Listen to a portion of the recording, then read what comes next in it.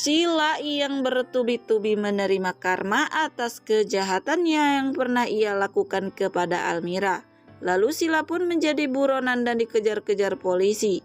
Sela sempat bersembunyi ataupun berlindung di rumah ibunya, yaitu Ibu Vika.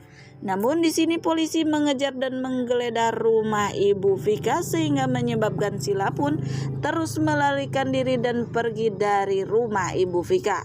Namun di adegan lainnya juga terlihat Kinan yang datang ke kantor polisi karena mengetahui jika Suci pun terseret dalam kasus Sila, yaitu kasus percobaan pembunuhan kepada Sitarjo. Lalu terlihat Suci pun yang keluar ditemani seorang polisi dan tangan Suci pun yang diborgol. Lalu di sini Kinan pun kaget ketika melihat keadaan Suci tersebut.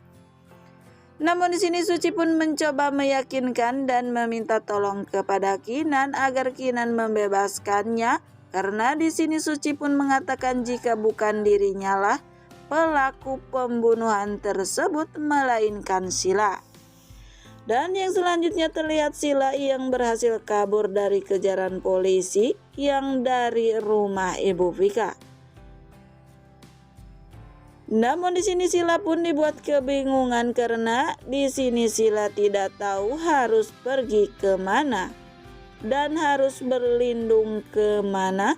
Yang pastinya rumah dan kantor suaminya yaitu Rapa sudah dijaga oleh polisi. Lalu Sila pun di sini terbayangkan bagaimana dirinya berurusan dengan Tarjo sehingga sampai saat ini hidupnya semakin berantakan. Dan Sila pun menyalahkan semua kesialan yang ia alami adalah kesalahan Tarjo dan Suci. Dan yang selanjutnya juga terlihat Ibu Jihan yang mengetahui Suci ditahan di kantor polisi. Ibu Jihan bersama Aisyah, Jepri, dan Andini pun datang ke kantor polisi dan memberikan kesaksian. Di sini Ibu Jihan pun mengatakan jika dirinya yakin dan menjamin jika Suci tidak bersalah. Ibu Jihan sambil menangis mengatakan kepada polisi jika Suci tidak akan tega mencelakakan orang lain. Dan dengan begitu di sini Ibu Jihan pun meminta tolong dan memohon untuk membebaskan Suci. Namun polisi menegaskan pihak dari polisi sedang mencari bukti dan penyidikan. Untuk sementara saudara Suci ditahan terlebih dahulu di kantor polisi sampai semua bukti terkumpul dan menunjukkan jika Suci tidak bersalah. Lalu di sini Aisyah pun merengek menangis kepada ibunya mengajak bundanya pulang bersamanya. Namun pilunya Suci pun mengatakan kepada Aisyah jika malam ini bundanya tidak bisa ikut pulang bersama Aisyah. Suci pun meyakinkan dan menyemangati putrinya tersebut dan mengatakan jika Aisyah harus yakin bahwa bundanya pun akan pulang dan Aisyah bersama ibunya akan bersama-sama lagi. Namun ketika Suci tengah menyemangati putrinya tersebut, tiba-tiba petugas polisi pun mengatakan jika waktu kunjung sudah habis. Maka di sini Suci pun harus berpisah sementara bersama putrinya tersebut. Dan di sini Aisyah pun terlihat sangat menangis dan tidak ingin melepaskan tangan bundanya tersebut. Lalu di sini Ibu Jihan pun membujuk Aisyah yang tidak ingin melepaskan bundanya. Lalu Ibu Jihan pun membujuk agar Aisyah mau segera pulang bersamanya dan berdoa agar bundanya cepat dapat dibebaskan dari kantor polisi.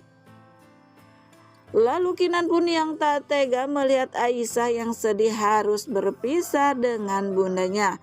Lalu di sini Kinan pun mencoba menenangkan dan meyakinkan Aisyah. Namun di sini Aisyah pun merengek menangis kepada Kinan meminta agar Kinan menolong dan mau membantu bundanya agar terbebas dari kantor polisi karena Aisyah pun yakin jika bundanya tidak bersalah. Begitu juga dengan Ibu Jihan yang meminta dan memohon kepada Kinan untuk mau membantu membebaskan Suci. Dan di sini Ibu Jihan pun meyakinkan Kinan jika memang Suci tidak bersalah. Dan di sini Ibu Jihan pun mengatakan jika Ibu Jihan tidak bisa meminta pertolongan lagi kepada orang lain selain kepada Kinan. Dan di sini terlihat Kinan pun yang sangat kebingungan dan tidak yakin jika Suci tidak bersalah seperti apa yang diyakini Aisyah maupun Ibu Jihan.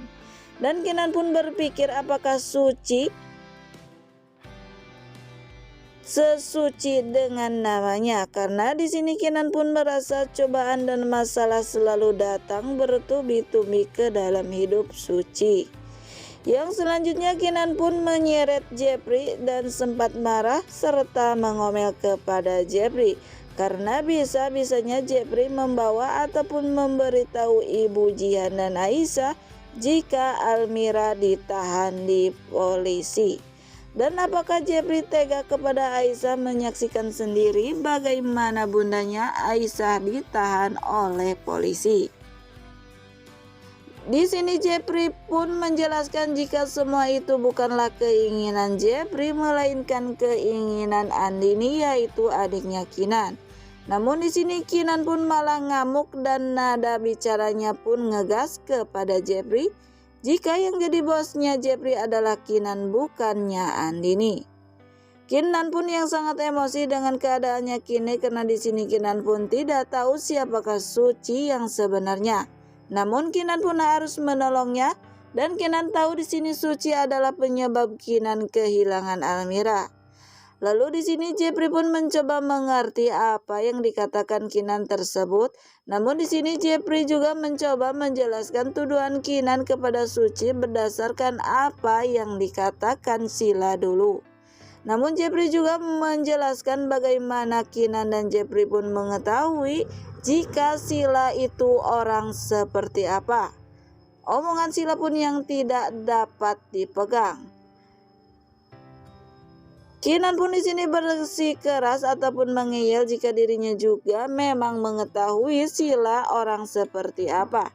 Namun karena di sini Kinan dan Jepri pun di waktu itu berada juga di sana ketika Almira terjatuh, dan Kinan pun merasa dan melihat sendiri bagaimana Suci melepaskan tangan Almira sehingga Almira pun jatuh. Lalu di sini Jepri meyakinkan kepada sahabatnya tersebut jika kebusukan dan kebenaran itu pun akan terungkap. Namun di sini Kinan pun hanya butuh waktu untuk membedakan mana yang benar dan salah. Nah pemirsa, mungkin itulah sekilas ulasan yang dapat dihadirkan dari channel ini. Dan bagi kalian yang masih penasaran dengan alur cerita selanjutnya, saksikan keseruan sinetron Suci Dalam Cinta yang tayang setiap hari pukul 19.40 waktu Indonesia Barat hanya di SCTV 1 untuk semua. Dan mohon maaf apabila ada kata-kata ataupun dalam penyampaian saya yang kurang baik. Dan saya pamit undur diri. Wassalamualaikum warahmatullahi wabarakatuh.